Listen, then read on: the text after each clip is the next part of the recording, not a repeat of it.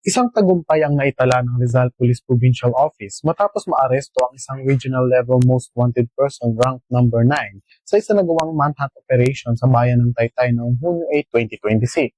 Sa ulat, matagumpay na naaresto ng warrant personnel ng Taytay Municipal Police Station sa pakikipagtulungan ng Provincial Intelligence Team ng Regional Intelligence Unit 4A Rizal ang akusadong nahaharap sa kasong murder na may nakabinding warrant of arrest na inilabas ng Regional Trial Court ng Pasig City.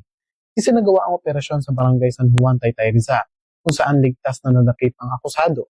Ayon sa record, ang akusado ay may kaukulang warrant na inilabas noong Mayo 29, 2026 at may no bail recommended para sa kasong murder.